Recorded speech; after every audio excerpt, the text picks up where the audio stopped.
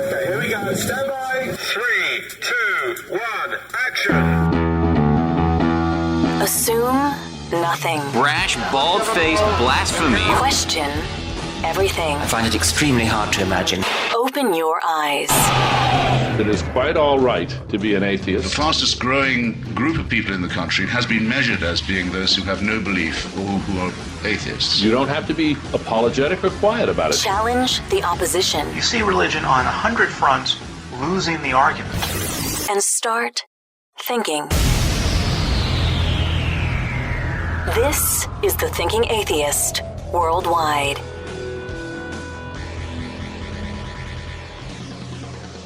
The year was 1986. Robin Twitchell was born to parents Ginger and David. Both parents were Christian Scientists. One day, Robin started screaming and vomiting. Robin's parents didn't take him to the emergency room that day. The following day, they again didn't call a physician or take him to the hospital. Instead, they called the Global Public Relations Manager for the Christian Science Church to get some advice. And he gave them assurances and told them that they were well within the law to be true to their faith and not to pursue medical treatment outside the church.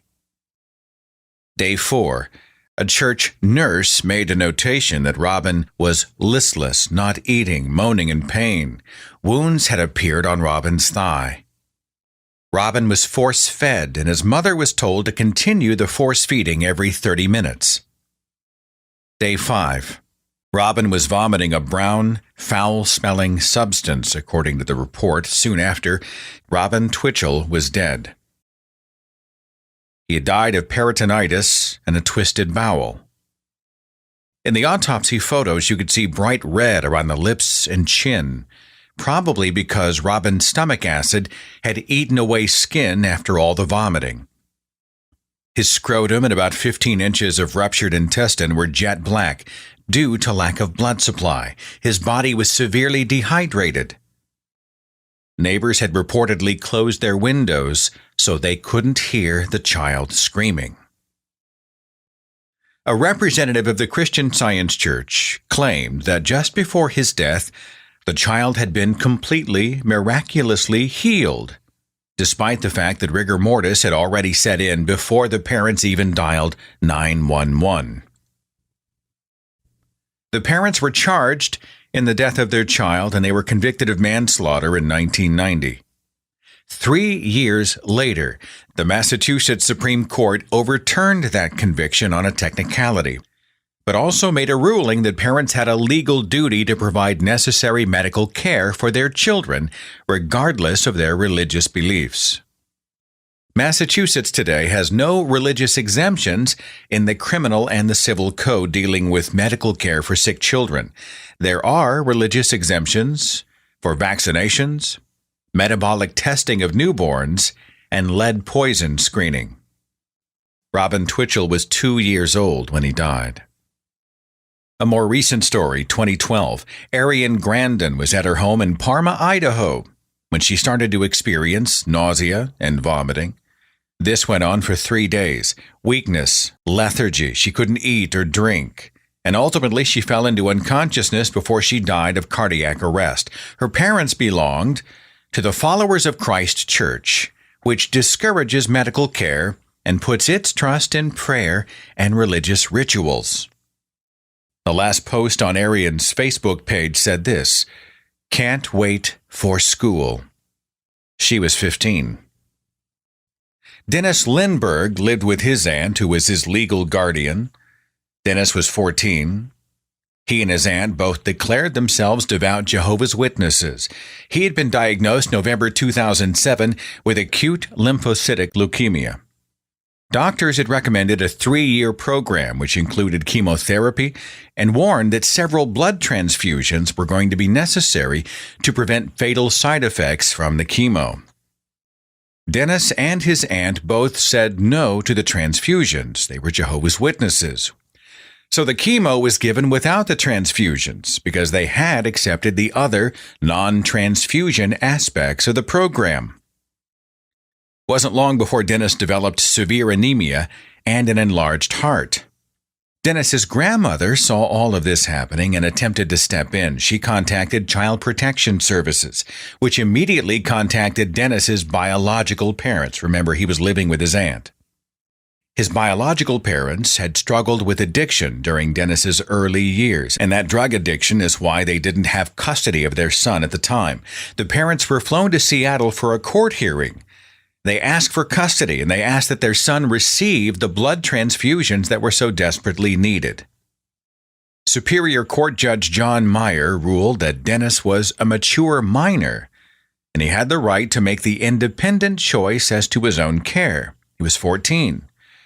And if Dennis deemed blood transfusions unclean and unworthy based on his faith, Dennis had the right to reject them, even if he was a minor. By the time the case went to court, Dennis Lindbergh was already unconscious. Despite this, praise reports were given by his aunt and her daughters on a website journal. Quote, "Jehovah is using Dennis in a mighty way." They also declared that they were, quote, "helping Children's Hospital learn how to treat leukemia without using blood." Alternatives used on Dennis were these: meditation, guided imagery, massage, biofeedback, naturopathy. At one point, his cousin reported they had helped Dennis visualize healthy blood production by installing 6 heart-shaped balloons that hung from his bed. Those balloons represented blood cells. November 22nd.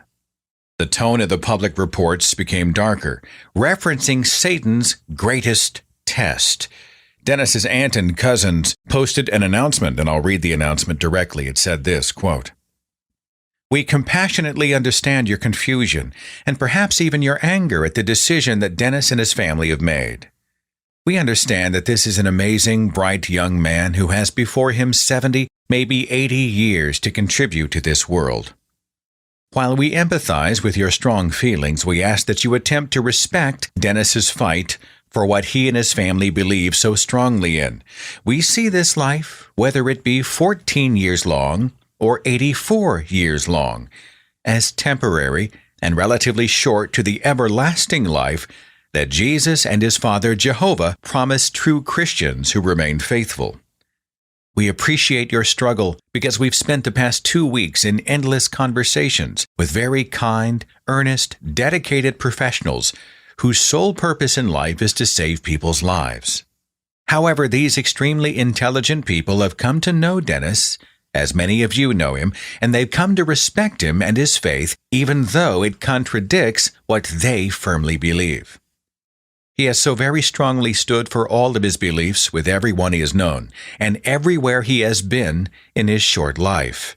This is what makes all of us love him and admire him so much. He's always been a person of integrity, never taking the easy road, but has been willing to endure whatever ridicule might come from living by his convictions. While some may not understand the biblical principles regarding the sanctity of blood, I would ask that you reflect on the fine moral character of this young man and trust that his convictions on this aspect of Christian faith is no less important than any other conviction he has made known to all that know him. You've admired him and respected him for being such a person of integrity. Please realize that the same responsible, fine person you have known is only maintaining his strong-held convictions, even in this most trying situation. Can we not respect this, even if we don't understand it? He would want this. As was posted, his first comments after the doctors left his room on Tuesday were, quote, "Now I really feel respected." He has made a decision based on his faith in Jesus' promised resurrection of faithful ones who adhere to all, capital letters, all, of God's requirements, not just those that are convenient and easy to follow. On the same day the statement came out, chemotherapy was discontinued because of Dennis's severe anemia. Soon after that, they removed the web-page journal entirely. They just pulled it. And on November 28th, just a few short days later, Dennis was dead. These 3 stories are just a few examples that are listed on the Child Incorporated website. And here on the broadcast tonight, I will be speaking with Rita Swan, the director of Child Incorporated, who has a first-hand account of this kind of tragedy where medical care is not given to a child because a church body, a religious institution, a doctrine dictates that it is a sin to do so. Next Tuesday, part 2 of this broadcast, I'll be speaking with Dr. Paul Offit. Paul Offit is the director of the Vaccine Education Center at the Children's Hospital of Philadelphia, and he's author of the book which released last year, Bad Faith, When Religious Belief Undermines Modern Medicine. It was selected by the New York Times Book Review as an editor's choice book for April of 2015. He's going to join me on the radio as we continue this discussion. Later on in the month of February, I am going to get into alternative medicine. Not necessarily those who withdraw medical care completely for religious reasons, but those who are suspicious of science-based medicine and instead are putting their trust in alternative medicine. We're going to take some scientists, some actual science-based physicians, some people who have studied this on the order of decades, and we're going to spend a broadcast on alternative medicine, quote-unquote natural cures versus quote-unquote not natural cures. We're going to talk about the names and claims of different types of alternative medicine cures and treatments and procedures, why people buy into it. Is there any merit to any of it anywhere? How do we find out? How do we determine it? How do we protect ourselves against the harmful stuff out there? And how do we better educate ourselves and other people in our circle when it comes to the names and claims of alternative medicine? That's going to be happening a little bit later on in the month of February. I didn't want to do 3 consecutive weeks on one topic, So we're going to break it up just a little bit, and the alternative medicine portion of this conversation will happen later on in the month of February. I have tentatively titled the show Evil Western Medicine, so hang on for that. Let's get into tonight's conversation. Child Incorporated has been recognized by the governor of the state of Oregon, and its founder, Rita Swan, has been given the President's Certificate for Outstanding Service by the American Academy of Pediatrics, including other honors. She can speak firsthand to the types of tragedies that we heard about in the opening of this show. The death of a child because a religious institution, because a religious faith dictated medical care not be given. She's been kind enough to appear on the show to share her story and talk about her work with child. Rita Swan, thank you so much for being here. It's great to have you. Well, you're welcome. I'm glad to be here. Talk to me about your work with child. What is child? What does it do? And why does it do it? Child, or Children's Health Care is a Legal Duty, is a national membership organization, a nonprofit, charitable educational organization. And our mission, our goal, is to stop child abuse and neglect that are enabled by religious beliefs or cultural traditions or quackery, any kind of rigid belief system that causes the parents to ignore the child's obvious needs or willfully to harm the child. Your story was highlighted in Dr. Paul Offit's book, and I'm speaking with Dr. Offit next Tuesday. Is there any part of your own sort of story that you want to share as to how you developed this passion to do what you do? How did you get started with child? Why have the last few decades been defined by this kind of work? Do you want to address that for us? Well, briefly, my husband and I were lifelong, devout, active Christian Scientists until 1977, when our 16-month-old son, Matthew, became extremely ill. We believed that Christian Science healed disease. He had had 3 terrible fevers months apart, and each time we had called a Christian Science practitioner for prayer, or treatment as they call it, and each time Matthew had recovered. But then the 4th time, when he had a terrible fever, he never recovered. We stuck with Christian Science for 12 days of his very, very serious illness. During that time, the Christian Science practitioners told us to get out of their way, that our parental fears were interfering with their work, that we had to have absolute faith or it wouldn't work. And the methodology of Christian Science involves minimizing, trivializing, ignoring symptoms, because they insist that God is the only power and God is good and God didn't make disease and therefore disease is unreal, and you just have to sanitize and discipline your mind so that you are so persuaded of the goodness of God that the disease disappears from your experience. And they teach that disease is always caused by moral factors, wrong thinking, sin, fear. Fear is a sin in their theology. And in the case of a little child, it's caused by the sins of his parents. And so these practitioners were probing our lives and uncovering hidden sins and telling us that they had caused our baby's sickness and we needed to repent and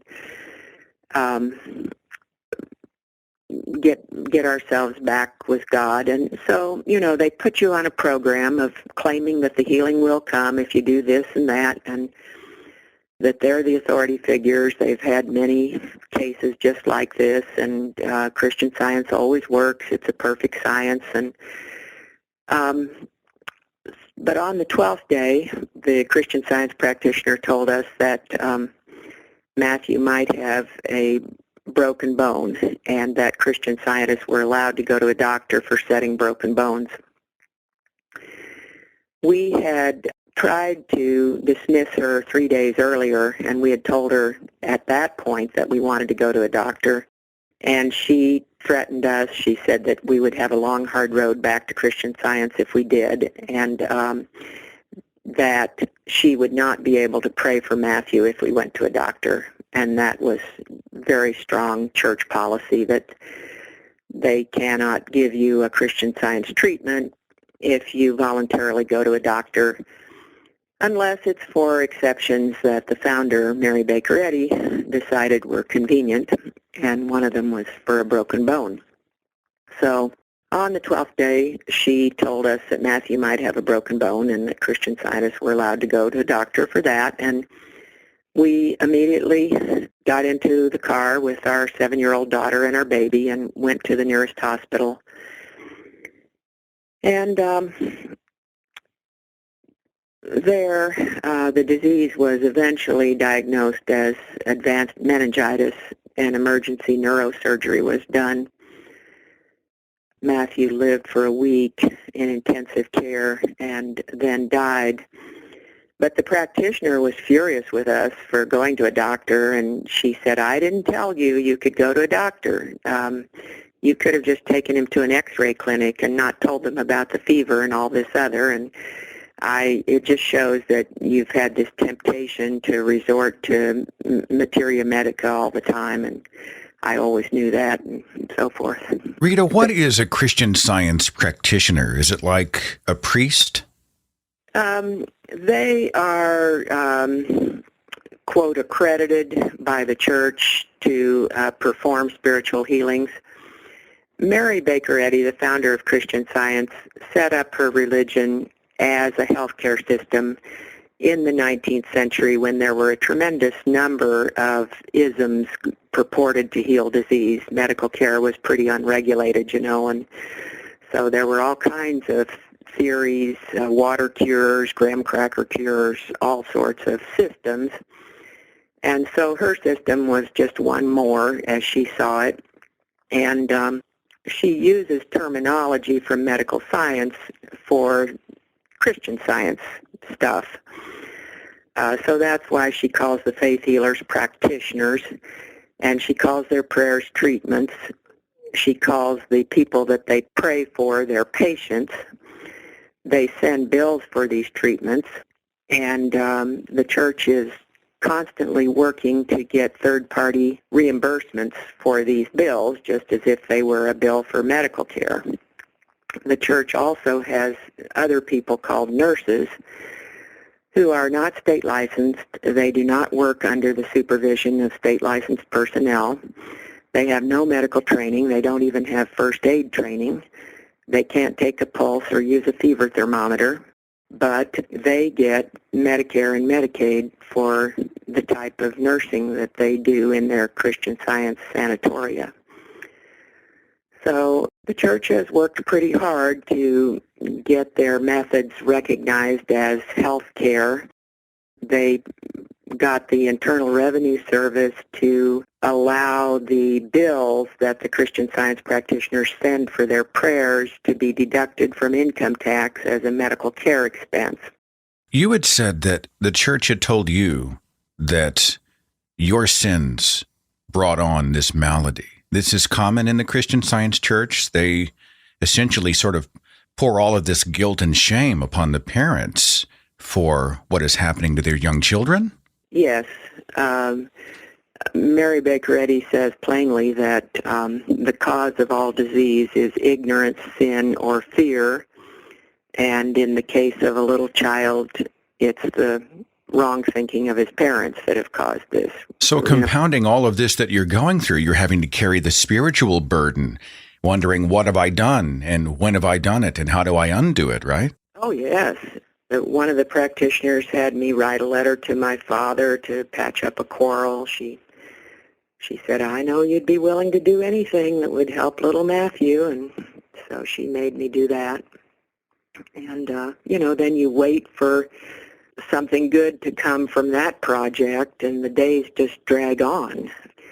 Plus, you have these Christian Science practitioners telling you that every horrible symptom you see of your baby is just your fear projecting itself, and you should ignore it, and so forth. Do you consider the parents in these situations brainwashed? Would that be an accurate term? Yes. I'm not trained in mental health, so brainwashing may have some technical meaning to a licensed mental health professional, but Christian Science is very definitely a mind science, and I don't think they would even object to it being called that.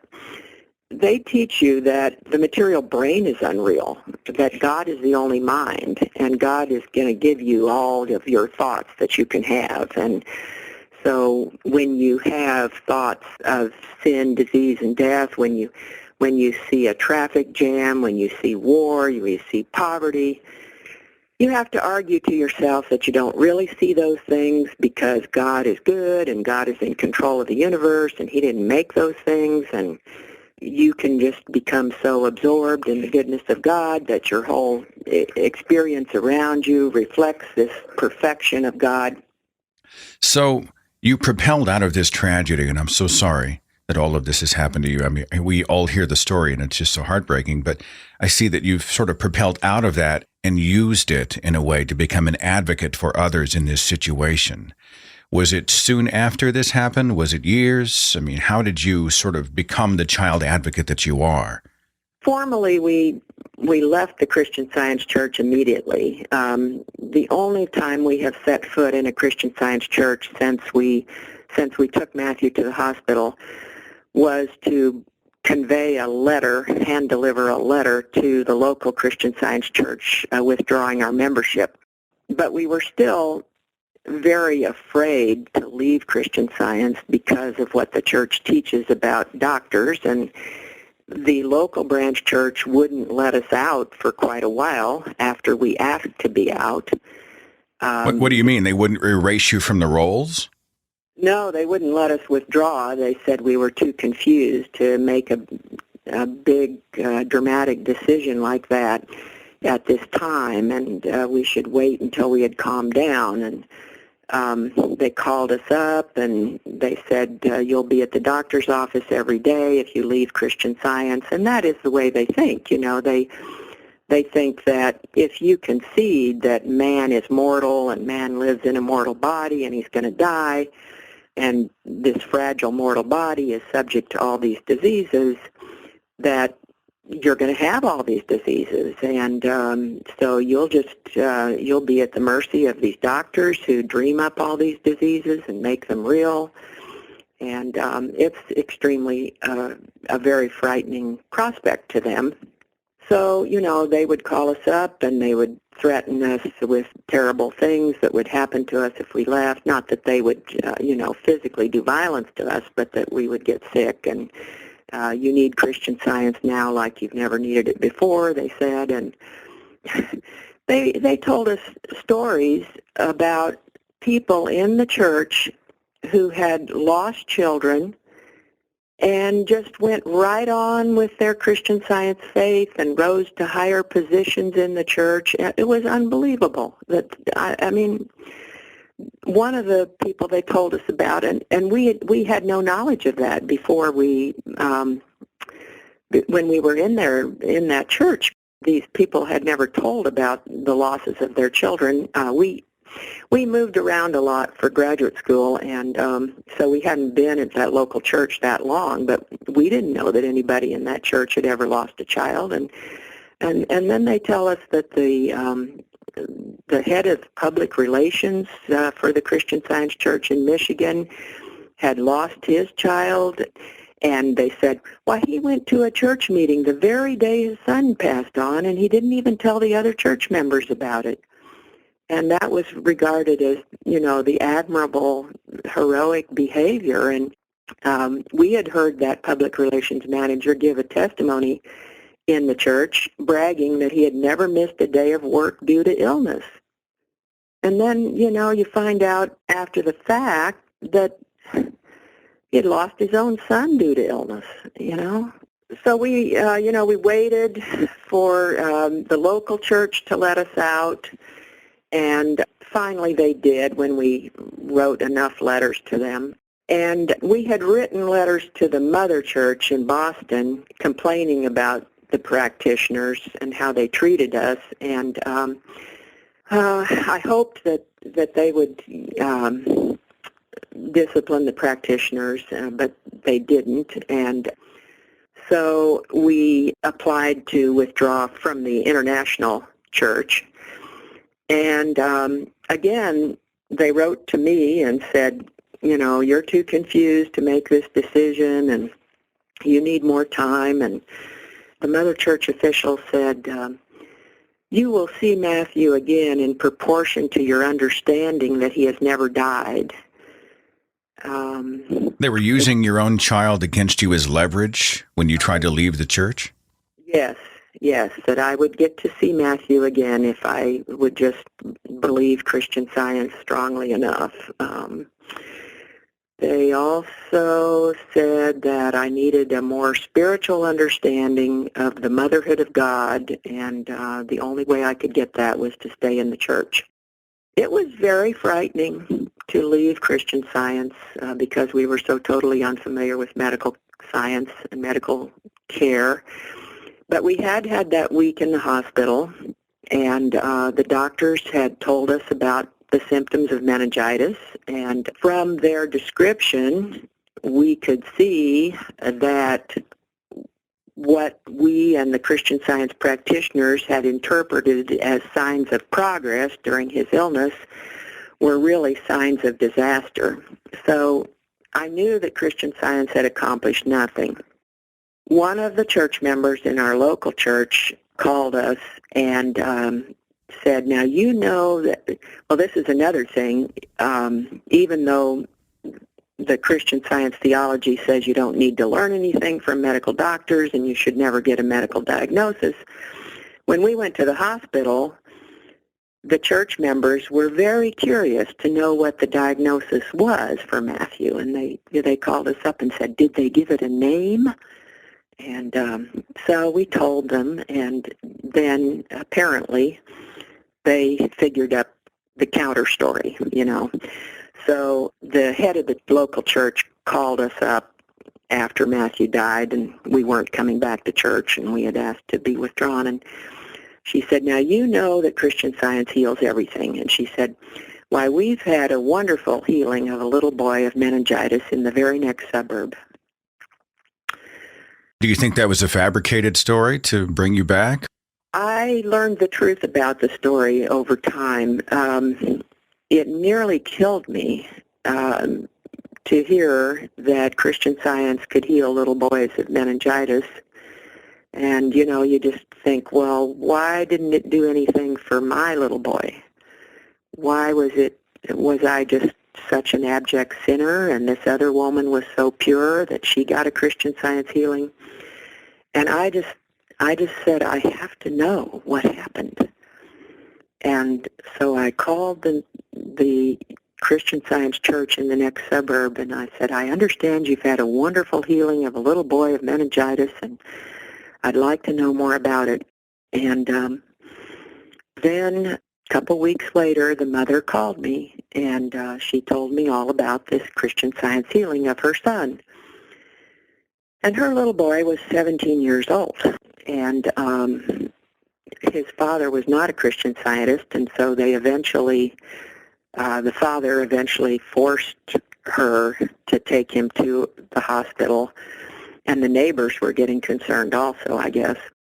And at the hospital, they diagnosed it as a viral meningitis, and they put him in a dark room and fed him glucose. And he wasn't given any medication, and so the mother and the Christian Science practitioner, who happened to be Matthew's practitioner, believed that it was a Christian Science healing because there was no medication given, he did have a complete recovery.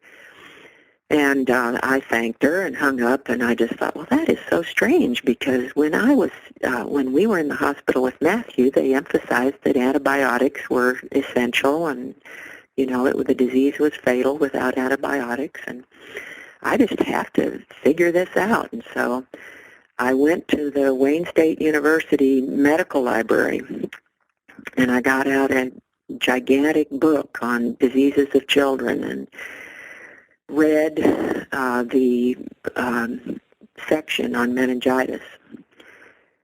And, it was for medical students, and it was very full of technical terms, and it was extremely hard for me to understand, and I just kept reading it over and over, and finally I figured out that there were two kinds of meningitis. There was bacterial meningitis and there was viral meningitis, and the viral meningitis often doesn't even have symptoms, and it usually resolves without harm.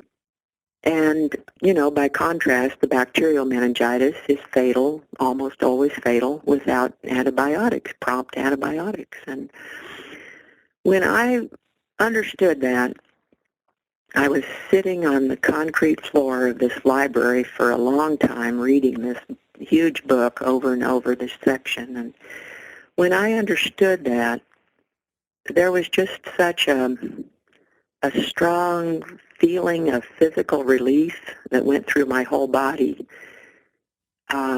because then I understood that Christian Science was a fraud, that it would never have healed Matthew, no matter what we did, no matter how pure we were, that the healing of the little boy of viral meningitis was not supernatural, had nothing to do with Christian Science, and we didn't have to be afraid of leaving this magical healing system that purported to be able to heal all diseases if you were just pure enough.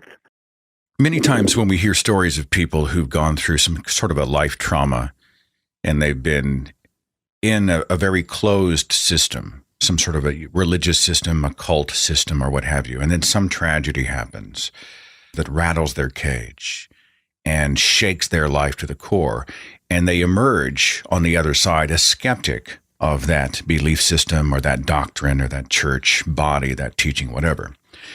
And quite often this is dismissed. Oh, something horrible must have happened to you.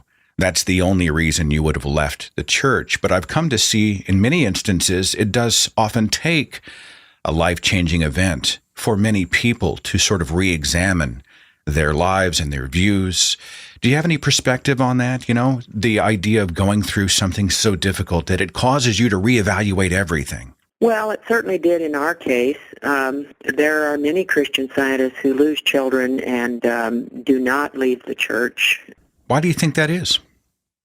I think they can't afford to admit how wrong they were, how they betrayed their child. That's one thing.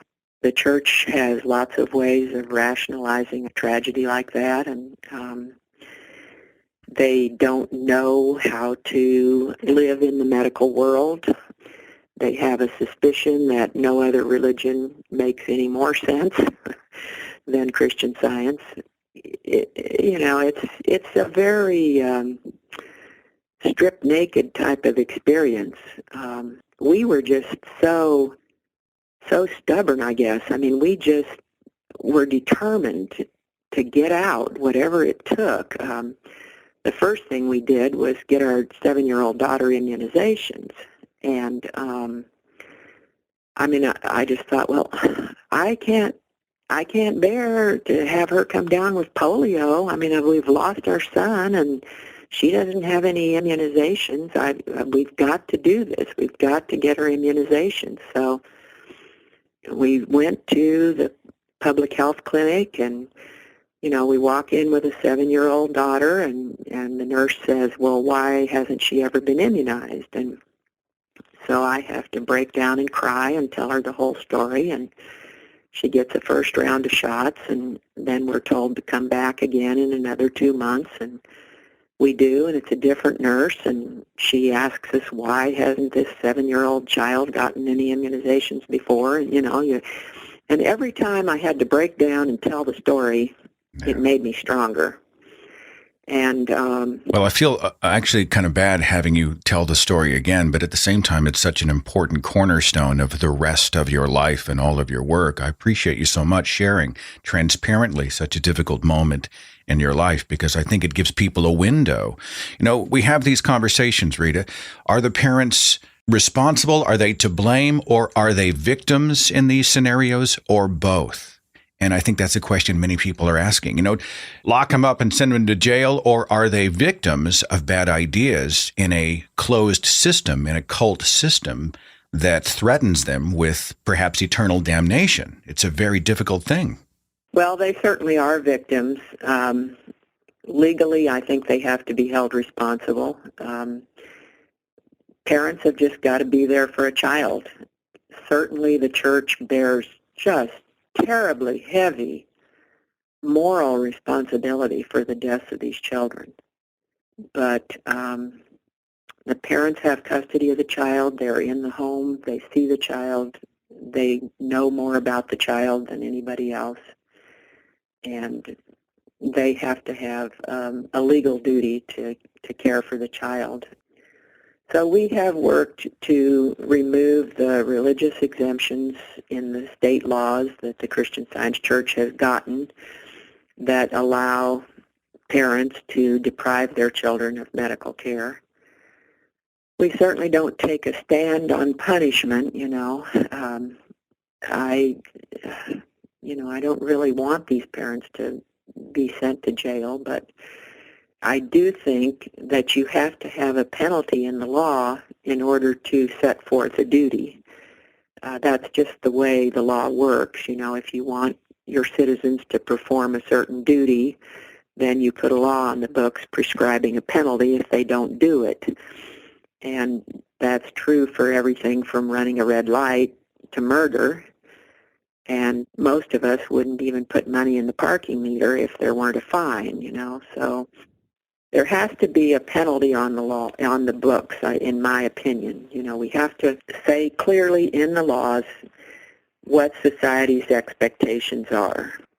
And the vast majority of people in this country, I believe that parents should get a seriously ill child to a doctor. And they don't think that religion should give you a right to abuse or neglect a child. And neither does the Constitution. And for 100 years, the courts have said that our First Amendment rights do not include a right to abuse or neglect a child. But legislators have, in many cases, given a statutory right to withhold medical care from children. Rita Swan is the director of Child Incorporated. Children's Healthcare is a Legal Duty at childrenshealthcare.org. I was looking at your homepage, and you have well beyond the Christian Science Church. You address all manner of exemptions, religious exemptions, faith-based exemptions to medical care. I see polygamy listed. Well, that's a religious system that several thousand people follow today out in Utah and Arizona and Texas and other places. Is there child abuse taking place in those environments? I'm not sure about the medical neglect. I believe there is medical neglect to some degree, but certainly the underage marriages, the forced marriages, the rape of underage girls is child abuse, and it's elaborately justified by their religious beliefs. You know, they believe that you have to be married to these men that are decades older than you, and it's part of the ultimate salvation. I mean, they have a bed for sexual intercourse right in their temple, I've heard. You know, they it's a sacrament to be married to these older men at very young ages. What happens to the boys is almost as bad. A lot of those boys are surplus in a polygamous community. And there are many of these boys that have just been, when they hit puberty, they become a threat to the men that are left to take 20 wives, you know. So these boys have just been dumped off on roads and abandoned. It's terrible. Wow. I see exorcism listed as well. We've seen these instances. There's someone who's afflicted with something, some sort of illness or malady, and it's declared a demon, a possession. Oh, yes. There's a baby in Boston named Bella Bond, Bellabond, that was killed in an exorcism ritual quite recently. There are other pending court cases that involve belief in demons. There's a criminal case in Pennsylvania, the Delosiers, that's related to faith-based medical neglect. But I think it's a case in Georgia where the father believed that the baby had a demon and he had to exorcise the demon. She was actually dying from medical neglect, but he decided that she needed ritual to exorcise the demon. There is a series of photographs and accompanying short-form stories of victim after victim after victim who has died, a child who's died of religion-based medical neglect, and these can be seen on the website. As I understand it, this is a drop in the bucket. Yes, it's very rare that we obtain a photograph of these children. You know, that's just a handful of the cases we know of. A pediatrician and I did the largest study of child mortality in faith-healing sects, and it was published by the peer-reviewed scientific journal Pediatrics in 1998. We studied 172 cases of children who had died after their parents withheld medical care on religious grounds, and of those 172, 140 would have had at least a 90% likelihood of survival with timely medical care. And since then, we have learned of many more cases.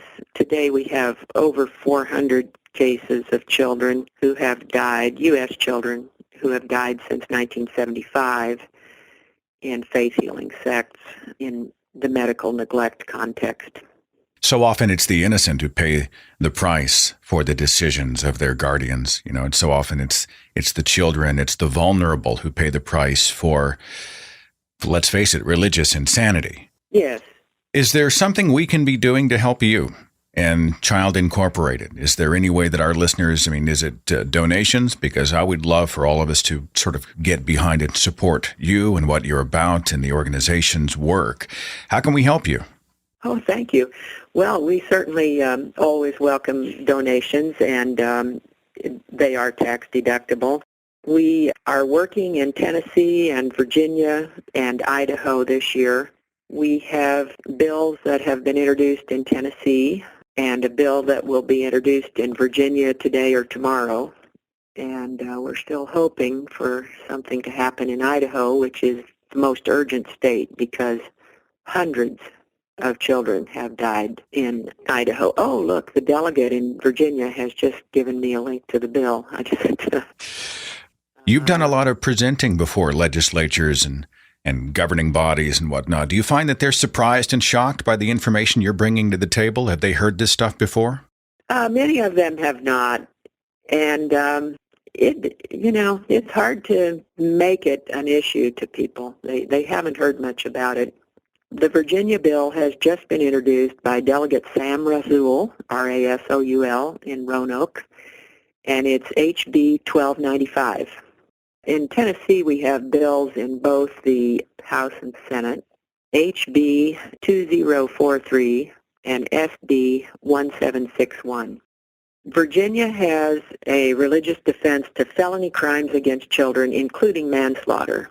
There are 9 states that have a religious exemption to a manslaughter or homicide charge, and those are certainly the ones that we think are most important to get legislative change in. It gives me the chills. A religious exemption to a homicide charge. It's just a sentence that should never be uttered. Well, Arkansas has a religious exemption to capital murder that the Christian Science Church has got, Wow. And, it just kind of boggles your mind that 2 parents could do the same thing to a child, and one parent could get the death penalty, and the other parent wouldn't even be indicted for capital murder, because they had certain religious beliefs. Virginia has an incredible law that says that when a parent has inflicted physical injury on a child, whether the injury was intentional or unintentional, then they can't be charged with, they don't have a duty to secure prompt and adequate medical attention if they're providing Christian Science treatment by a duly accredited Christian Science practitioner. Now, I presume that you could charge the Christian Science parent with child abuse if they beat their child to a pulp and the child is lying there on the floor bleeding.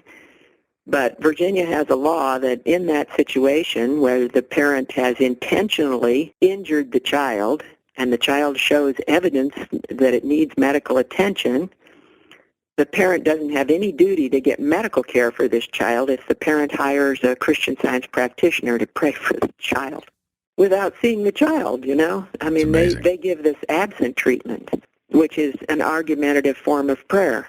They're not even in the room? Well, you call them up on the phone and you ask them to give you a treatment or give your child a treatment, and then they just stay right in their home and do their prayers and send you a bill for the treatment. Rita, is there anything else you'd like to leave our listeners with? Any sort of punctuation on this conversation before we call it a day? Anything that might perhaps help them be a better advocate for children and the vulnerable in their own situations? Well, I imagine that your listeners are probably already in tune with the basic precepts that, yes, there is First Amendment protection for religious practice. In the United States, we have an absolute right to believe anything we want, and we have a right to practice our religion until we start interfering with other people's rights. But the courts have never said that our First Amendment right includes a right to abuse or neglect a child. And we believe that if a health care measure is important enough that policymakers are mandating it for children in general, that there should not be religious exemptions depriving a small group of children of these protections that the state extends to others. Rita Swan is the Director of Children's Healthcare is a Legal Duty, and that's one of 2 websites that you would like our listeners to be aware of. And what was the second website? www.idahochildren.org. You have a whole website just dedicated to Idaho? Yes, we do, because there are hundreds of children that have died in faith healing sects out in Idaho. If you want to make a donation in someone's memory or in someone's honor, you can do that on the website. And I would encourage you to do so and get behind this wonderful organization and the work that Rita and her team are doing. Rita, thank you so much for sharing your story on this broadcast and for what you're doing with child and out there on the front lines of a very important issue. It's been a pleasure to have you. You're welcome. I was happy to do it. Next Tuesday night, we continue the conversation in part 2 of our series, Medical Neglect in the Name of God. I'm going to be speaking with Dr. Paul Offit, author of the book Bad Faith, When Religious Belief Undermines Modern Medicine.